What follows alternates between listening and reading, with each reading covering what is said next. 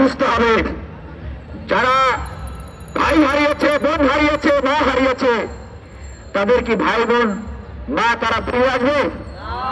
বাবা কি ফিরে আসবে? আসবে? আসবে না।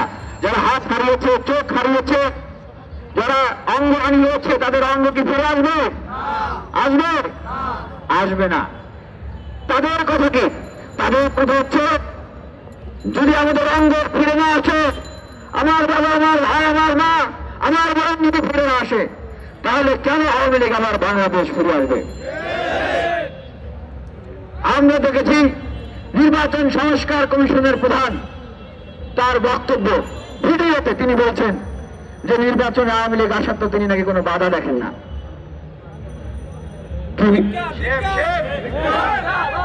উদ্দেশ্যপূর্ণ কথা! বদর আলম মজুমদার সাহেব, আপনি কি ভুলে গেছেন এই বাংলাদেশে তরুণরা যদি জীবন না দিত, এই গণ অভ্যুত্থান যদি না হতো, আপনার মতো বদর আলম মজুমদার এই নির্বাচন কমিশন সংস্কার কমিশনের প্রধান হতে পারতেন না। অথচ আপনি বলছেন যে তাদের কোনো বাধা আপনি দেখছেন না। আরে সংস্কার যদি করতে হয়, সংস্কারের প্রস্তাবনা যদি দিতে হয়, সেক্ষেত্রে নাম্বার 1 প্রস্তাবনা হবে এই খুনিদের, হত্যাকারীদের, বিচারাদের দল, ফেসিবাদের দল, তারা 1 নম্বর প্রস্তাব, তারা আগামী নির্বাচনে অংশগ্রহণ করতে পারবে না। তাদের যারা বছর, তারা কোনোভাবে আগামী নির্বাচনে অংশগ্রহণ করতে পারবে না।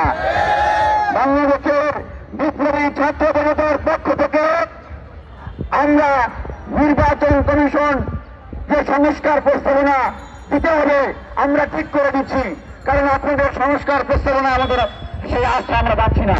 আমরা ঠিক করে দিচ্ছি 1 নম্বর সংস্কার প্রস্তাবনা, গণহত্যাকারী, ফেসিবাদের বছর, খুনি আওয়ামী লীগ, জাতীয় পার্টি সহ তার দোসররা আগামী নির্বাচনে অংশগ্রহণ করতে পারবে না। প্রস্তাবনায় যদি 1 নম্বরে এটা না থাকে, মজুমদার সাহেব এবং অন্যান্য সাহেবেরা যারা নির্বাচন কমিশন সংস্কার কমিশনে আছেন, আপনাদের গতি থাকবে না।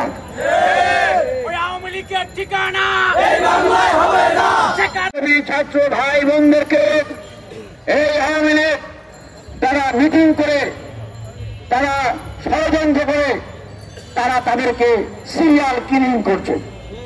আরেকদিকে দেখছি কিছু সমন্বয়কগণ, যারা তাদের কথা শুনলে মনে হয় তারা পুরো বিপ্লবের ঠিকাদারি নিয়ে নিয়েছে একাই, মানে তারাই পুরো গণ অভ্যুত্থান করেছে, এমন একটা অবস্থা। তারা বলছেন যে এই কাউন্সিলর এরা যারা আছেন তারা তাদের ফিরে না আসলে নাকি এটা গণ অভ্যুত্থানের স্পিরিটের সাথে নাকি এটা কি হবে, বেইমানি হবে। তার মানে এখন যদি এই আওয়ামী লীগের এমপি, পৌরসভার মেয়র, উপজেলা চেয়ারম্যান এবং শেখ হাসিনা কাদের তারাও যদি ফিরে আসতে চায়, আপনারা কি বলবেন? আপনাদের সাথে যদি কাজ করতে চায়, আপনাদের সরকার গঠনে যদি সহযোগিতা করতে চায়, আপনারা কি করবেন? তাদেরকে গ্রহণ করবেন? অনেকেই বলছে যে কাউন্সিলররা গিয়েছিল তারা নাকি মানে ভালো বিপ্লবের পক্ষে ভূমিকা রেখেছে। আমরা তো একজন সেখানকার অতিথির পিছনেও একজনকে দেখতে পেয়েছি, যিনি আন্দোলনের পক্ষে ভূমিকা তো দূরে থাক, আন্দোলনের বিপক্ষে যারা ভূমিকা রেখেছিল সক্রিয়ভাবে ভূমিকা রেখেছে।